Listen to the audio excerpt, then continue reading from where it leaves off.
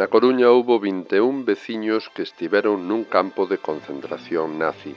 Esta é a historia de Martín Ferreiro, o concelleiro que cría no ben común.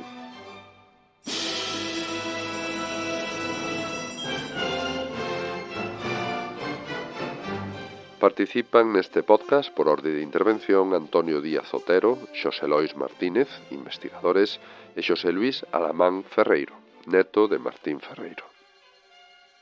Martín Ferreiro foi un concelleiro republicano na Coruña no período 31 ao 36 e que asumiu responsabilidades políticas de desenvolvemento de obra pública.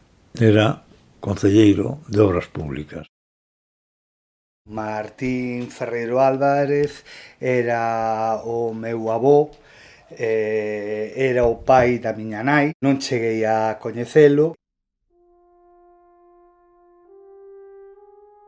Naceu na aldea de Quireza, que pertence ao concello de Cerdedo, na provincia de Pontevedra. É unha terra de canteiros, é unha terra de montes verdes e pétreos.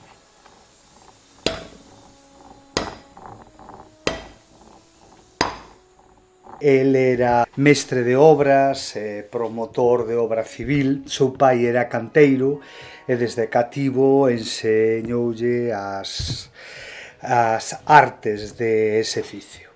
Ao parecer o seu pai era un home moi coñecido porque levou a cabo toda unha serie de traballos importantes e deixou unha pegada significativa naquela zona. Como todo o home rural, estaba moi imbuído da cultura popular. Se digo isto porque despois se pode ver perfectísimamente cando el fai uns escritos durante a súa etapa de fuxida no ano 36 e coa súa colaboración con sociedades agrarias da época.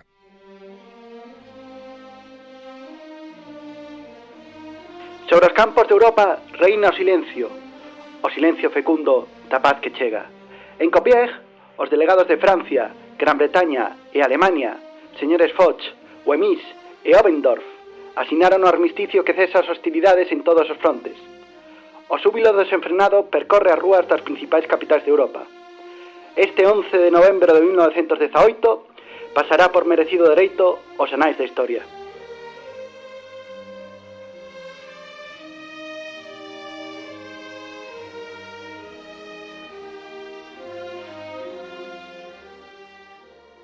Chegou a Coruña nunhas datas aproximadas a un intre moi significativo, que foi o remate da Primeira Guerra Mundial, no ano 18. El xa tiña un irmán aquí en Coruña, que era o seu irmán Antonio, que estaba traballando na construción e, ao parecer, fora relativamente ben, iniciarase como promotor de obras. Entonces, el trasladase a Coruña e no principio empeza a traballar e a colaborar co seu irmán Antonio, primeiro como mestre de obras. A súa formación como canteiro, como dominador do oficio, cando menos, é o que lle permite adentrarse en ese mundo, non? É unha época que eu defino como a cidade da beautiful city, non? Que se caracteriza a nivel de urbanismo e de arquitectura, de crear imágenes bellísimas, non? Das cidades, de tal maneira que son como ensoñacións, non? Por exemplo, recordo con moito interés a imaxen da cidade de Balneario, non? Ou é a cidade que nos Xardíns de Méndez Núñez se está acabando de construir o Hotel Atlántico, o antigo Hotel Atlántico, que era un edificio precioso. Se está acabando tamén o edificio da Terraza, que se trasladou a Sada, a Terraza de Madeira, nos anos 14 aproximadamente. Se construíra o quiosco Alfonso, e había un enorme parque, non? Que iba desde o Parrote, prácticamente, hasta a Plaza Ourense, que son os grandes xardíns de Méndez Núñez. Claro, era unha cidade privilexiada.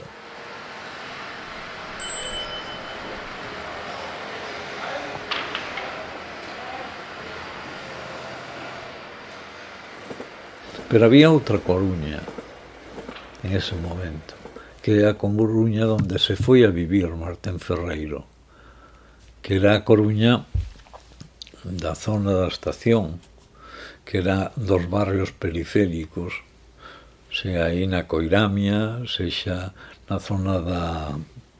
Bueno, o que exe está entre a Ronda de Nella, a Ronda de Outeiro, toda esa área que era a donde expulsaran, porque hai que decirlo así, a burguesía expulsara ali a xente que non tiña recursos económicos. Xa desde finales do siglo XIX hasta o tempo da República denúnciase a existencia de dous tipos de edificacións que son consideradas para animales. Unhas son os ranchos, pequenas casas, donde vive unha familia metida prácticamente en unha habitación e unha cociña, non? E outras son como pequenas parcelacións en solares moi largos e profundos que se abre unha rúa e teñen habitacións aos lados e un baño sala ao fondo. Sí que hai unha obra que tamén é moi significativa, porque non só pola obra, sino polo que representa, non? Que é as casas do campo volante o campo do Marte, non? Aquelas vivendas unifamiliares, chalés, feita para xente traballadora, que os seus que pasamos por aí, os coruñeses o vemos como unha utopía de vivenda, unha cousa solo para élites. Pois non era así, era para xente traballadora.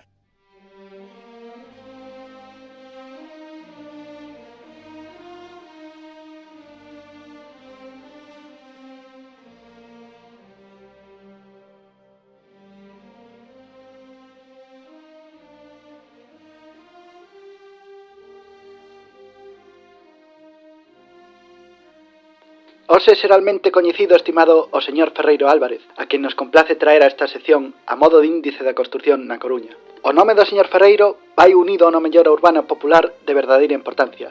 Referímonos á edificación da magnífica barriada de casas baratas emplazada no campo volante. Simpática iniciativa dun grupo de queridos amigos e convecinos. Con eles, coasodou o bomestre, don Martín Ferreiro, a que a plausible idea tivera realización inmediata. Fixo canto da súa parte estivo para que as obras non se interromperan. Cando só había para impulsalas, a garantía do propio peculio e o entusiasmo dos consorcios. Aínda non se contaba con subvención oficial, e os bancos andaban entón reacios a préstamos e anticipos. Non obstante o cal, o mestre Martín Ferreiro, dándose conta da trascendencia da mellora, proseguiu a empresa sen que as labores se interrompiran.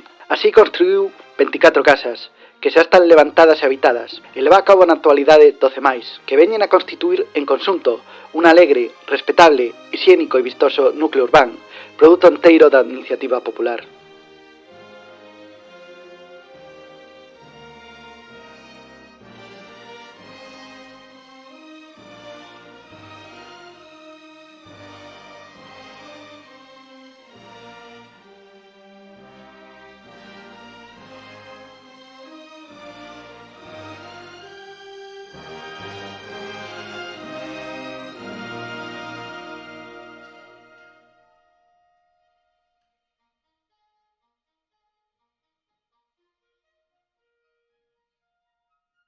El incluso falaba de o proxecto llevado a cabo técnicamente, o sea, quero dicir a nivel de planos, que era a construción de 1000 vivendas no polígono de Durmideiras, preto de a Torre de Hércules, que tiña, bueno, iba a ter hasta campo de fútbol, incluso... digo porque eran republicanos, pero iba a ter hasta a iglesia. Participan no derrubo do antigo concello da Coruña, que estaba pegado ao convento dos antigos agostiños, hoxe iglesia de San Xurxo. Empeza ou traballa en determinadas obras do inicio dos mallos do que estaría hoxe preto da iglesia de San Pedro de Mezonzo, na Rúa Asturias en concreto, na Rúa Mariscal Pardo de Cela, que era unha das casas na que el vivía en concreto. Ten tamén unha participación destacada nun edificio que hoxe é moi coñecido, emblemático, que era o antigo hotel Ferrocarrilana, que estaba no remate da Rúa Real frente ao Café Oriental. Miña nai, unha das cousas que me contaba era a anécdota de que moitos compañeiros construtores irán a visitar a diario porque consideraban que era unha temeridade construtiva en aqueles tempos e que aquela casa iba a ir abaixo. El percibe e ademais se dá conta de que a cidade, de que todos os coruñeses, e el se sinte coruñés, quen non se sentiría coruñés como unha cidade como a que había? Pois, oi, eu quero ser coruñés, no? Pero quero ser coruñés que teña todos os servicios, que ten os espacios centrais da Coruña. E ademais sabía que era posible, porque el sabía botar as contas, no? E sabía o que costaba facer unha rúa, sabía o que costaba facer unha escola, sabía o que costaba facer unha obra, e, polo tanto, eses eran datos suficientes para decir, oye, aquí se pode mellorar a cidade moito, pero para iso hai que pensar en clave non do cantón grande, senón que hai que pensar na clave de todo o término municipal. E iso é a visión republicana.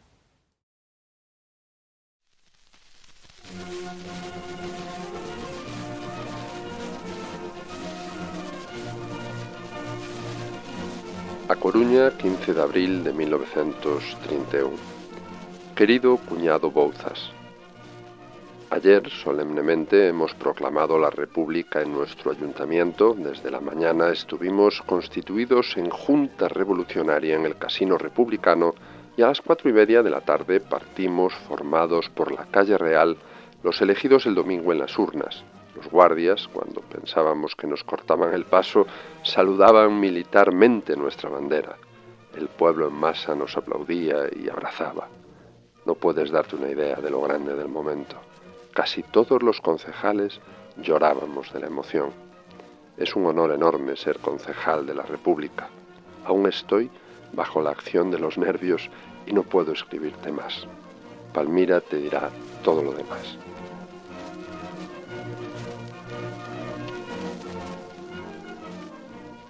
Coruña, a meu avó Martín doullo todo. O sea, el cando chegou a Coruña, dende logo non tiña máis de 26 anos. Chegou solteiro. Aquí, en Coruña, coñeceu a miña avó a Palmira, casou, tuvo 5 fillos e fixo moitas amistades, amigos que o acompañarían toda a vida, como era os irmáns Suárez Ferrín, César Albalar, e moitas máis persoas que, xa digo, o acompañarían na Coruña hasta a súa fuxida. El estaba tremendamente agradecido a Coruña. Entón, de algún xeito, a súa entrada en política foi devolverlle a Coruña algo un pouco do que Coruña tanto lle había dado. Que ten unha fonda preocupación social, e esta preocupación social despois trasladou aquí directamente a unha militancia política que inicia fundamentalmente a partir do ano 31. É un home que se involucra moito na vida da cidade, pois a modo anecdótico el participou en algunha directiva do Deportivo, formou parte da Liga de Derechos Humanos ou del Hombre, ou era socio do Centro de Estudios Xerminal. É dicir, que era un home que en todo momento pretendeu involucrarse na vida social da cidade máis alá das actividades propias do seu traballo profesional, non?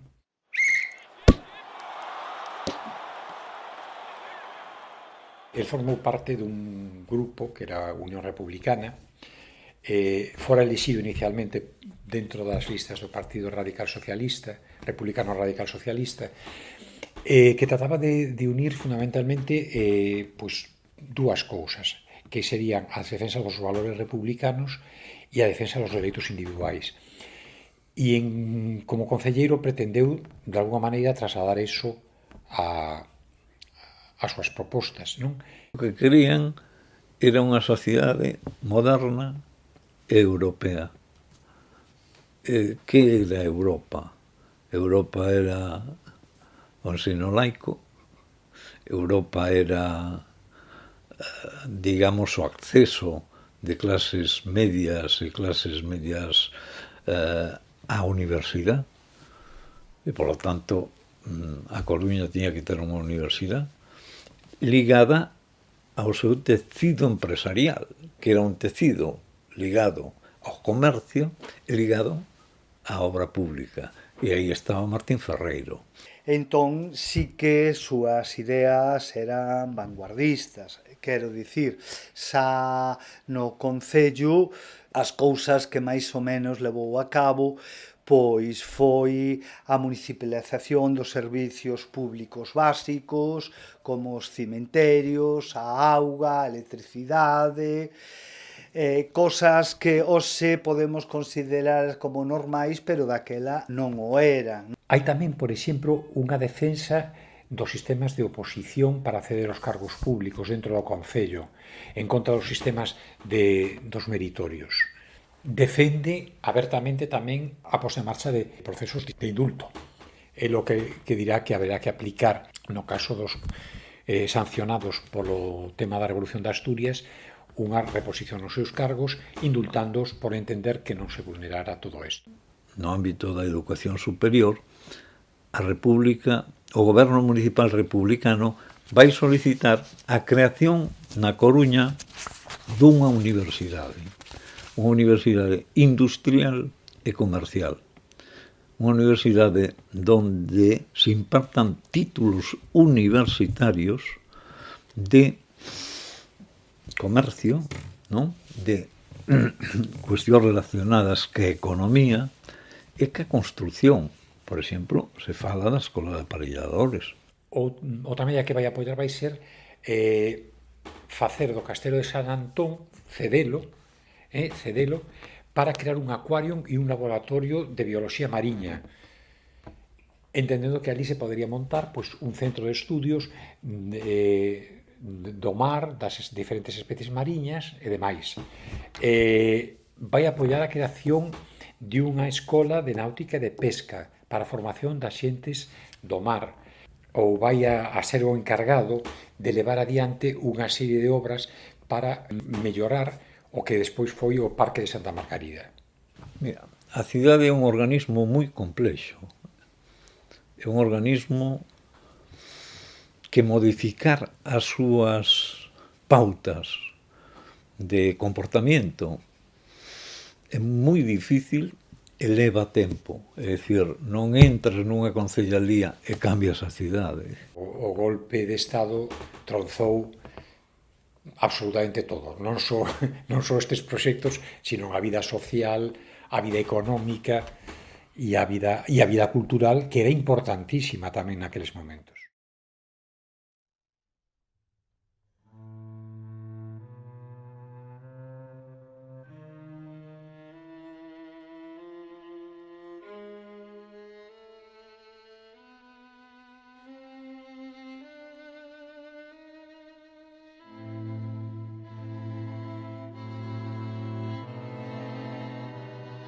En la noble ciudad de La Coruña, los días pasados fueron testigos de graves sucesos que conmovieron a la patria.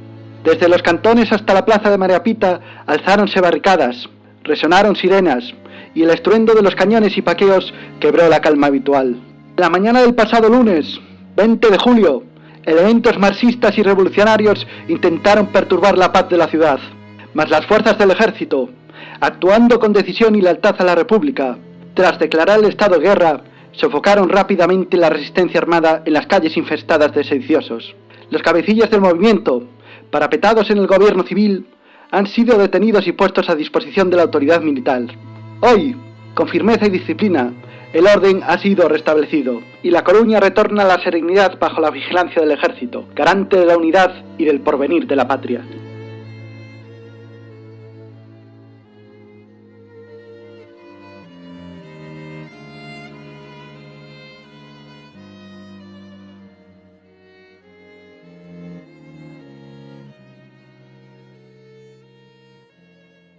na nosa terra en Galicia non guerra.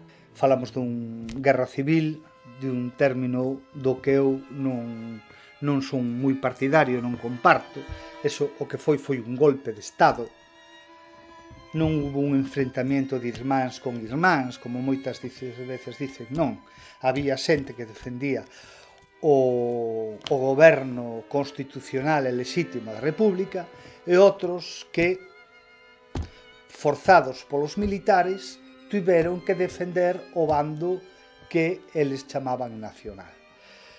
O que hubo foi un golpe de Estado e, sobre todo, unha represión brutal.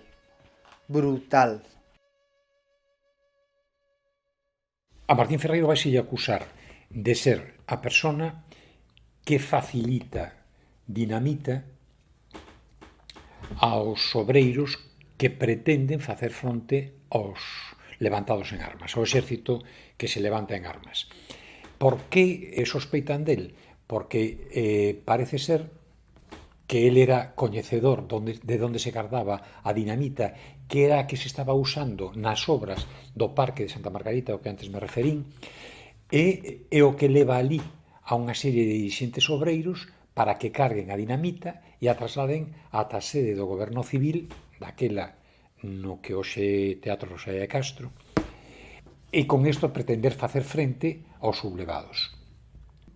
Os que apoian esta teoría son evidentemente os sublevados que pretenden detelo e ante a posible sospeita de que así va a ser, el inicia unha fuxida. Naqueles intres, o que transmitiu a súa familia e a súa xente querida, que el non tiña pensado fuxir, porque el decía que el non había feito nada, que non tiña por que fuxir. Bueno, o que pasou foi naqueles momentos que o alcalde Suárez Ferrín foi fusilado, foi asesinado. Sabido isto, Martín, claro, fuxe.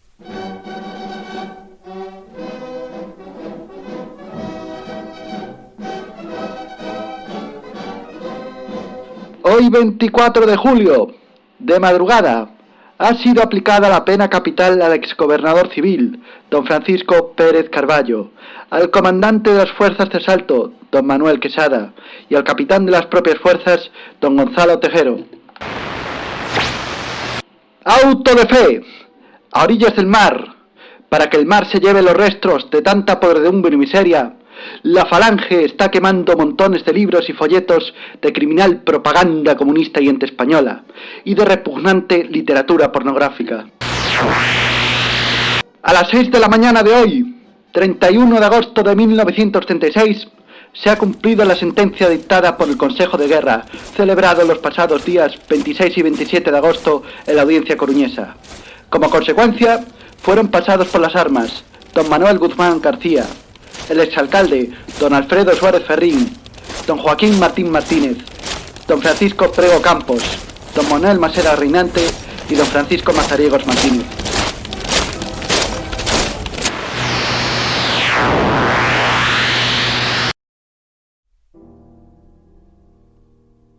Entón, en principio, parece ser que foi a unha casa na Ponte do Paxaxe. Acto seguido, dai foi a súa casa materna, a Quireza. Ali, ca súa nai e súas irmáns, estuvo agochado na casa e despois en unha cova moi famosa pola xente do lugar, que non só estaba el, estaban outras persoas que estaban buscadas. El de Quireza fuxe a Portugal, e aí tamén na familia contase outra anécdota que moitos din que é a única vez que o viron chorar a meu avó, que para fuxir o seu irmán Antonio lle o disfraza con unha camisa azul de falangista. De Portugal pasa a Francia. Entón, aí prodúcese, digamos que intelectualmente, incluso filosóficamente, un dilema. El estaba salvo. El tiña un irmá que penso, creo que estaba en América, penso que era en Cuba donde estaba. Entón, el podía buscar a forma, o xeito de traer a súa familia, ir a América e poñerse a salvo. Voltamos ao que falábamos antes, ao agradecemento a Coruña, agradecemento aos seus compañeiros, agradecemento ao goberno republicano do que se sentía orgulloso. Entón, el, por principios, volta a levante a Cataluña para seguir defendendo a República.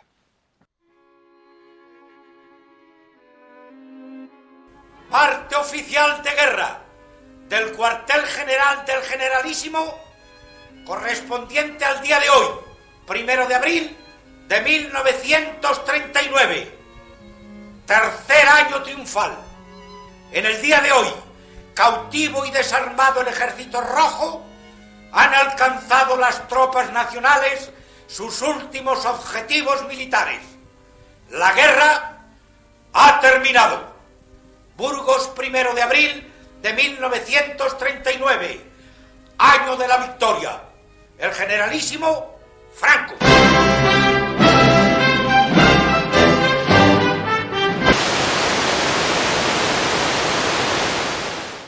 Unha vez que cae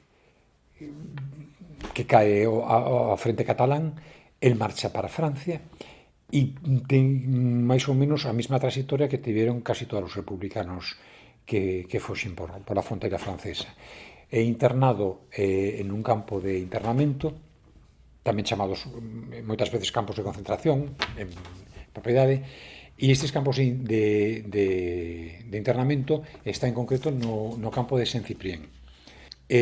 A única posibilidade que tiña de fuxir de aí era marchar a traballar, a colaborar, e en concreto parece ser que el estivo participando no levantamento da línea Maginot. É donde o vai pillar o levantamento ao inicio da Segunda Guerra Mundial, e como consecuencia desto, el é detido, ao igual que outros. Inicialmente é trasladado a un estalag, que era un campo de retención de prisioneiros de guerra, e con posterioridade dese estalag vai ser trasladado a Mauthausen.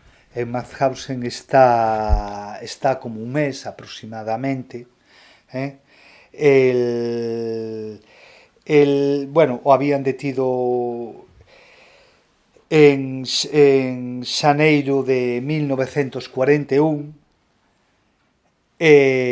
despois o envían a Gusen en novembro de 1942,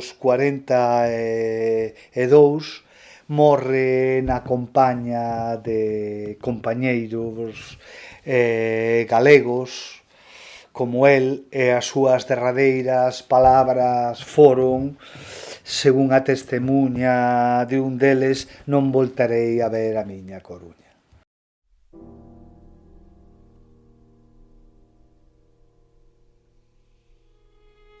Non voltarei ver a miña Coruña. Durante anos a propaganda da ditadura machacou a idea de que os roxos eran antiespañois. Mesmo o propio Franco, ante as preguntas dos nazis sobre que facer cos españois que tiñan presos, contestou que fora de España non había españois, e deu comezo a deportación. Internaron a 9.000 españois cun triángulo azul de apátridas, pero aínda así, a pesares da fame, do frío, dos golpes, do esgotamento, a 2.400 kilómetros, seguían pensando na súa casa.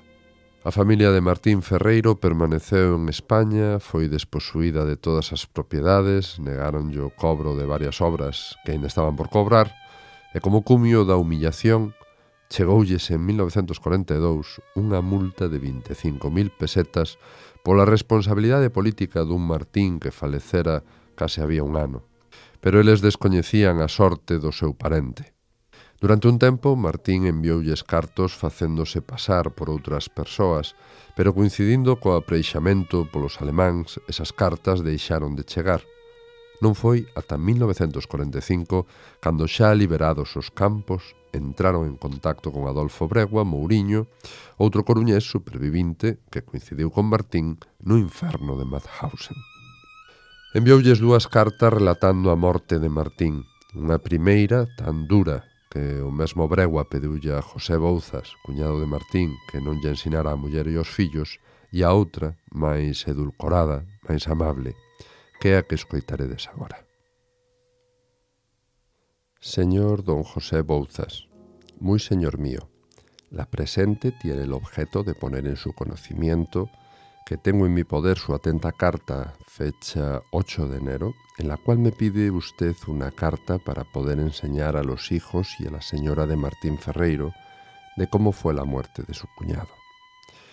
Este murió en el campo de concentración de Mauthausen, situado en Austria a unos 30 kilómetros de una de las más grandes ciudades de este país, que se llama Linz, en compañía de otros 2 coruñeses, Arturo García y otro llamado Andrés, conocido con el sobrenombre de Chacón, y cuyo apellido es Adriano.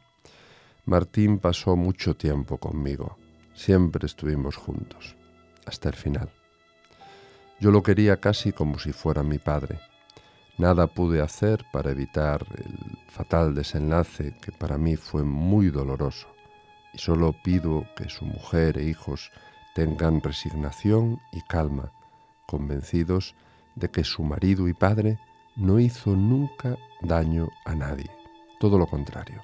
Qué bueno era, qué buena persona. No tenía nunca una mala palabra. Murió como los hombres buenos, por una idea, por un noble ideal. Le estoy sumamente agradecido de las visitas hechas por usted y sus hijas a mi mujer y por el rasgo generoso que les caracteriza.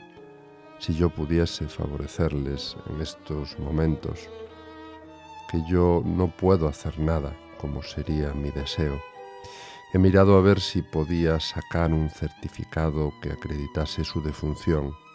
Muy pronto creo que lo conseguiré, esperando que la causa que tardase un poco en contestarle, lo cual tiene que perdonar y comprender. Tan pronto como lo consiga, el certificado de defunción, se lo mandaré inmediatamente.